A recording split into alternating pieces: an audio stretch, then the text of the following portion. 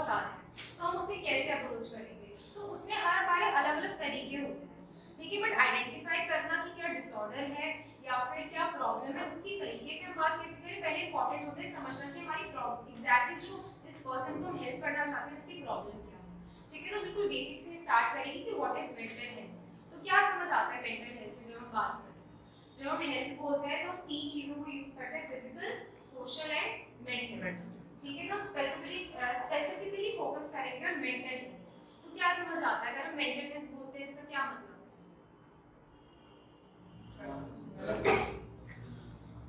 Proper functioning of brain, ठीक है, proper functioning of brain, okay, ठीक है, इसमें we can put in mental health. और बताओ, मानसिक रूप से बीमार व्यक्ति, मानसिक रूप से बीमार व्यक्ति मेंटल हेल्थ में कैसे आएगा? तो पूछिए मेंटल हेल्थ से क्या समझते हो, मानसिक स्वास्थ्य जिसे हम बोलते हैं। मैंने बताया नहीं था आप लोगों की आपके सोचने समझने और क्या नाम है निर्णय लेने की क्षमता, ठीक है, तो थॉट हम आइडियाज। जब हम मेंटल हेल्थ की बात करते हैं तो वही सेम हमारा स्टेट ऑफ वेलबींग, लेकिन उसमें हमारी स्पेसिफिकली चार चीजें कवर होती है। फर्स्ट हमारा क्या किया हुआ है, रियलाइजेस हिज और हर ओन एबिलिटीज, कि अगर कोई पर्सन अपनी एबिलिटीज को रियलाइज कर सकता है, रिकॉग्नाइज कर सकता है कि मेरे अंदर ये क्वालिटीज हैं, ठीक है, तो ये हमारा एक एस्पेक्ट होता है कि हम लोग मेंटली फिट हैं, ठीक है। सेकंड क्या है कि cope up with the normal stresses of life, हमारे लाइफ में जो स्ट्रेसेस है, ठीक है, कोई भी प्रॉब्लम है, कोई भी चैलेंजेस अगर हम लोग फेस कर रहे हैं, अगर उनसे हम लोग डील कर पा रहे हैं, अगेन हम लोग शायद मेंटली फिट हैं, ठीक है। फिर can work productively and fruitfully, जो भी हम काम कर रहे हैं, चाहे हम स्कूल में अपनी स्टडीज कर रहे हैं, कॉलेज में कर रहे हैं, या फिर हम ऑफिस में कोई भी काम कर रहे हैं, या फिर ऐसे जैसे घर में जो हाउसवाइफ्स होती हैं जो अगर घर का भी काम कर रही है, अगर वो प्रोडक्टिवली फ्रूटफुली अगर वो कर पा रही हैं, इसका मतलब कि मेंटली हम लोग मेंटली हेल्दी हैं। एंड लास्ट क्या है, is able to make a contribution to his और हर कम्युनिटी, और हम अगर अपनी कम्युनिटी में कोई कंट्रीब्यूशन कर पा रहे हैं तो again it comes under mental health. Community में कैसे, ये नहीं कि हम कुछ जाके स्पेशली कर रहे हैं, ठीक है, हम एक आइडियल सिटीजन की तरह हम लोग अपना काम कर रहे हैं, ठीक है, कि हम किसी को कुछ गलत नहीं कर रहे हैं, ठीक है, या फिर जो जो रूल्स एंड रेगुलेशन है एज आइडियल सिटीजन जो है, हम वो सारी चीजें अगर फॉलो कर रहे हैं तो वो हम मेंटली एक तरीके से हेल्दी होने का साइन है। तो ये चार चीजें कि हमें अपनी कैपेसिटीज के बारे में पता है, हमारी लाइफ में जो भी स्ट्रेसेस हैं हम उन्हें क्या कहते हैं, कोप अप कर पा रहे हैं उनसे, और हम अच्छे से अपना काम कर पा रहे हैं, और अपने एज अ कम्युनिटी में हम लोग कुछ एक तरीके से कंट्रीब्यूट कर पा रहे हैं। दिस मींस हम लोग mentally we are fit, mentally we are healthy, ठीक है, ये बात चीज है हमारी इसमें। फिर जब हम मेंटल हेल्थ की बात करते हैं तो कैसे आइडिया लगाते हैं, फंक्शनिंग, ठीक है, देखो ये सारी चीजें हमारी फंक्शनिंग में है कि हमारा फंक्शन तो कहीं डिस्टर्ब नहीं है, क्योंकि फिजिकल हेल्थ की हम लोग कब बात करेंगे, मे बी अगर कोई एक्सीडेंट हो जाए, हमें चोट लग जाए, ठीक है, या फिर नॉर्मल अगर हमें फीवर होता है तो उसमें हमारे बायोलॉजिकल चेंजेस होते हैं, ठीक है, लेकिन फिजिकल अगर हम मेंटल हेल्थ की बात करते हैं तो उसमें हमारी फंक्शनिंग से हम समझ पाते हैं, ठीक है, काम ठीक से नहीं कर पा रहे, इसका मतलब कोई हो सकता है मेंटल हेल्थ इशू, ठीक है, हम लोग बहुत ज्यादा स्ट्रेस्ड हैं, कोप अप नहीं कर पा रहे हैं, इसका मतलब may be mental health issue हो सकता है। तो हम फंक्शनिंग से आइडिया लगाते हैं अबाउट मेंटल हेल्थ। इसीलिए हमारा फिजिकल एंड मेंटल हेल्थ दोनों ही बहुत ज्यादा इंपॉर्टेंट है, क्योंकि दोनों ही रिलेटेड है, ठीक है। अगर बॉडी हेल्दी नहीं रहेगी तो ऑब्वियसली हम लोग कोई मेंटली फिट भी नहीं रह सकते, ठीक है। जो लोग बहुत ज्यादा बीमार रहते हैं, आप देखते हो वो प्रोडक्टिव भी नहीं होते, उनका जो कोप अप करने का एक तरीके से जितनी भी स्ट्रेंथ होती है वो बहुत कम हो जाती है। इसी तरीके से अगर हम फिजिकली फिट नहीं रहेंगे, सॉरी मेंटली फिट नहीं रहेंगे, तो उससे हमारा क्या होगा, फिजिकली भी हमें क्या कहते हैं प्रॉब्लम होती है। हम आगे जब डिटेल में नेक्स्ट सेशन में पढ़ेंगे तो बहुत सारे जो हमारे डिसऑर्डर्स होते हैं तो उसमें क्या होता है, बॉडी के सिम्टम्स बहुत ज्यादा आ जाते हैं, उठने का मन नहीं कर रहा, भूख नहीं लग रही, या क्या कहते हैं नींद ठीक से नहीं आ रही है, तो ये क्या होता है, इसलिए हमारा एक तरीके से मेंटल हेल्थ हमारी फिजिकल हेल्थ को भी एक इन्फ्लुएंस करती है। ओके, देन फिर है हमारा what is a mental disorder, ठीक है, क्या समझ आता है जब हम मेंटल डिसऑर्डर की बात करते हैं, ठीक है, अपने आप से बताओ, फिर डेफिनेशन हम लोग डिस्कस करेंगे।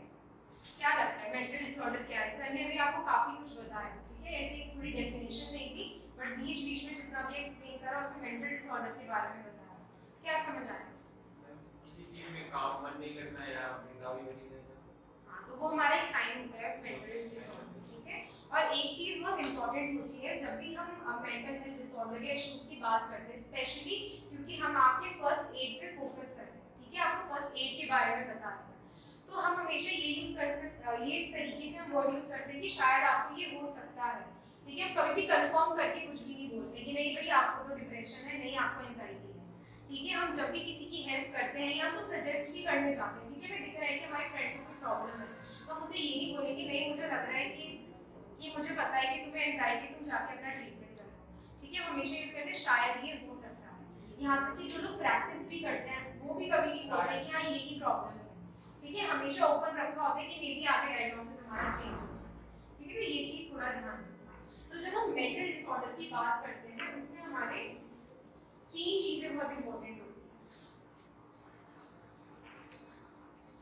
देखो डेफिनेशन क्या लिखी है हमारी मेंटल डिसऑर्डर की, a mental disorder is defined as syndrome that is present in an individual and that involves clinically significant disturbance in 3 चीजें हैं, significant disturbance in behavior, emotion regulation and cognitive function।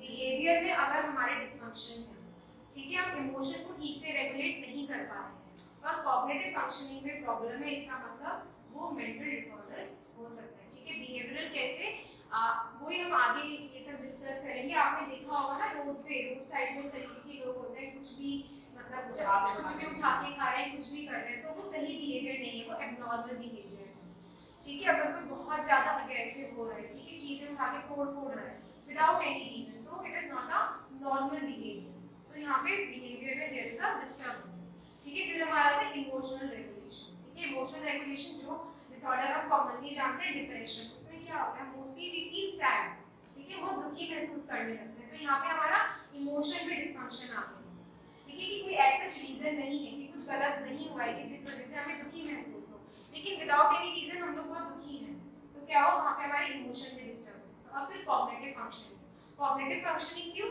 क्योंकि जब भी हमें mental disorder होता है हम किसी चीज पे कॉन्सेंट्रेट नहीं कर पाते, ठीक है, एक ये, और दूसरा कुछ हमारे मेंटल डिसऑर्डर्स ऐसे होते हैं जिसमें हमारा मेमोरी लॉस होने लगता है, ठीक है। अभी जैसे हम स्किज़ोफ्रेनिया मीटिंग में बता रही थी, रोड साइड पे देखते हैं कुछ भी खा लेते हैं, तो क्या है वो कॉग्निटिव ठीक से फंक्शनिंग नहीं कर पाते, ठीक है, उन्हें समझ नहीं है कि ये सही है कि गलत है, कि मुझे नहीं लेना चाहिए कि लेना चाहिए, ठीक है। तो ये हमारे अगर 3 चीजों में डिस्टर्बेंस है तो इसका मतलब it can be a mental disorder. फिर उसमें हमारी जो सेकंड लाइन है, देखो these disturbances are thought to reflect a dysfunction in biological, psychological or developmental process that are necessary for mental functioning, ठीक है। क्या होता है हमारा डिस्टर्बेंस हमें दिखता किस तरीके से है, बिहेवियर खराब है, इमोशनल रेगुलेशन ठीक से नहीं हो रहा है, कॉग्निटिव फंक्शनिंग ठीक से नहीं है, लेकिन इन्हीं सब से ये जो हमारे साइंस होते हैं हमें उससे ये पता चलता है कि कोई बायोलॉजिकल शायद प्रॉब्लम है, क्योंकि हमारे मेंटल डिसऑर्डर्स ब्रेन में अगर हमारे न्यूरोट्रांसमीटर्स में इंबैलेंस आ जाए उससे भी होते हैं, ठीक है। साइकोलॉजिकल प्रॉब्लम हो गई है, साइकोलॉजिकल मतलब जैसे डिप्रेशन में क्या होता है बहुत ज्यादा नेगेटिव थिंकिंग आ जाती है, ठीक है, हर चीज बहुत ज्यादा नेगेटिव लगने लगती है, हमारा फोकस नेगेटिव चीजों पे ज्यादा जाता है, तो क्या होगा यहाँ पे हमारे साइकोलॉजिकली कोई प्रॉब्लम, ठीक है। एंड फिर हमारा डेवलपमेंटल प्रोसेस क्या है, जैसे इंटेलेक्चुअल डिसेबिलिटी में क्या होता है बच्चों का ब्रेन अच्छी तरीके से डेवलप नहीं होता, क्या होता है अगर उनकी एज 10 साल है तो शायद कोई 5 साल के बच्चे की तरह बिहेव कर रहे हैं, तो उनका ब्रेन ही ठीक से डेवलप नहीं हुआ है। तो हमें एक तरीके से बिहेवियर, इमोशन और जो हमारा एक तरीके से कॉग्निटिव फंक्शनिंग है वो इन 3 चीजों में एक प्रॉब्लम है ये पता चलता है, ठीक है। एंड थोड़ा सा क्लासिफिकेशन देख लेते हैं। तो क्लासिफिकेशन ये हमारा साइंटिफिक क्लासिफिकेशन नहीं है जो यहाँ पे दिया हुआ है, क्योंकि हम लोग फर्स्ट एड की बात कर रहे हैं तो किस तरीके से हम समझ सकते हैं, ठीक है। तो हमारा आता है सबसे पहले common disorders, common mental disorders, common mental disorders जैसे कि एंजाइटी एंड डिप्रेशन, ठीक है, बहुत लोगों को हमें देखने के लिए मिलता है और कॉमनली अकरिंग है, ज़्यादा सीवियर नहीं होता। ये है कि इसे हम लोग एक तरीके से मेडिकेशन एक तरीके से ज़्यादा हाई डोज की ज़रूरत नहीं पड़ती है, ठीक है, और साइकोथेरेपीज भी हेल्प करती है और कॉमनली अकरिंग है, तो इसलिए हमारा कॉमन ये मेंटल डिसऑर्डर्स, उसमें एंजाइटी एंड डिप्रेशन ये है। फिर हमारा आता है severe mental disorder. Severe mental disorder में क्या होता है, लोगों को हेलुसिनेशंस होते हैं। हेलुसिनेशंस मतलब जैसे कि आवाज़ें सुनाई देती हैं जबकि कुछ नहीं, ठीक है, ऐसी कोई आवाज़ नहीं है, बोलते हैं कि हमारे बारे में कोई बात कर रहा है, ठीक है। डिल्यूजन्स होते हैं, डिल्यूजन मतलब फॉल्स बिलीफ, उन्हें लगने लगता है कि शायद हमें कोई मारने वाला है, जबकि ऐसा रियलिटी में कुछ भी नहीं है। ठीक है, ऐसा नहीं होता, ये चीजें सच भी हो सकती है। हमारे पास हमेशा इन्फॉर्मेट होता है, जब भी कोई लेकर आता है ना पेशेंट को, तो उसके साथ उसका केयर गिवर और एक इन्फॉर्मेट होना जरूरी है कि वो हमें बता सके कि रियलिटी में ये चीज है कि नहीं है। ठीक है, अगर रियलिटी में ऐसा कुछ नहीं है फिर भी वो ये बोल रहा है कि नहीं मुझे आवाजें सुनाई दे रही है, मुझे लगता है कि लोग मुझे मारने वाले हैं, तो ये हमारा बहुत सीवियर सिम्टम्स होते हैं और ये हमारे स्किज़ोफ्रेनिया में देखते हैं। ठीक है, तो ये हमारा एक एग्जांपल है सीवियर मेंटल डिसऑर्डर का। फिर उसके बाद हमारा आता है child and adolescence mental health disorders. तो बच्चों में भी होते हैं हमारे मेंटल डिसऑर्डर्स, जैसे कि ADHD एक एग्जांपल है। उसमें क्या होता है, बच्चा कंसंट्रेट नहीं कर पाता बिल्कुल, ठीक है, बहुत ज़्यादा हाइपर एक्टिव होता है कि एक जगह बैठ ही नहीं सकता, है ना, बहुत ही ज़्यादा इम्पल्सिव होता है कि इधर उधर, मतलब अगर बिल्कुल शांत नहीं बैठेगा, चीज़ें उठाएगा, इधर उधर वो फेंकेगा। ठीक है, और इंटेलेक्चुअल डिसेबिलिटी जैसे हमने बात करी कि उसका इतना डेवलपमेंट ही नहीं हुआ है। ठीक है, कि अगर उसकी एज 10 ईयर्स है तो वो 10 ईयर्स के बच्चे की तरह ना तो बोल पाता है ना तो चीज़ें कर पाता है। ठीक है, उसके अपने एज से कम बच्चों जैसे एक तरीके से फंक्शनिंग। और एक कंडक्ट डिसऑर्डर, कंडक्ट डिसऑर्डर में ये होता है कि बहुत ज़्यादा अग्रेसिव बिहेवियर बच्चे शो करते हैं। ठीक है, तो ये कुछ एग्जांपल है। अगर हम ऐसे बात करें, हमारे बहुत सारे मेंटल डिसऑर्डर्स हैं, उनका अलग अलग हमारा क्लासिफिकेशन होता है, क्योंकि हम लोग फर्स्ट एड पे फोकस कर रहे हैं, तो किस तरीके से हम इंटरवीन करेंगे, किस तरीके से हम लोग फर्स्ट एड देंगे, ये उस तरीके से क्लासिफिकेशन दिया है। ठीक है, common mental health disorder, severe जिसमें हमने स्किज़ोफ्रेनिया देखा, और ये चाइल्ड डिसऑर्डर। फिर हमारे न्यूरोलॉजिकल कंडीशंस। न्यूरोलॉजिकल कंडीशंस हम यहाँ पे क्यों पढ़ रहे हैं, क्योंकि जैसे एपिलेप्सी एंड डिमेंशिया, ये हमारे कुछ डिसऑर्डर्स हैं जिसमें एक न्यूरोलॉजिस्ट और जो भी हमारे साइकियाट्रिस्ट होते हैं उन दोनों की ही रिक्वायरमेंट होती है, दोनों ही उनका ट्रीटमेंट कर सकते हैं। तो एपिलेप्सी आपने सुना होगा, फिट्स आना, ठीक है, सीजर्स जिन्हें बोलते हैं।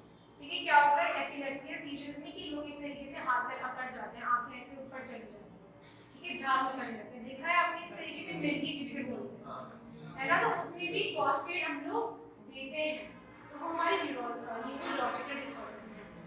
फिर हमारा डिमेंशिया, डिमेंशिया ओल्ड एज में होता है। अभी आपको बताया था कि हमारा मेमोरी लॉस प्रॉब्लम जो होती है ओल्ड एज वाले लोगों में जो होती है, कि वो लोग चीज़ें भूलने लगते हैं। स्टार्टिंग में तो सिंपल होता है कि कोई चीज़ रख के भूल, ठीक है, बट फिर धीरे धीरे बहुत ज़्यादा बढ़ जाता है। ये होता है कि अगर वो बाहर आ गया तो अपने घर वापस नहीं जा सकते।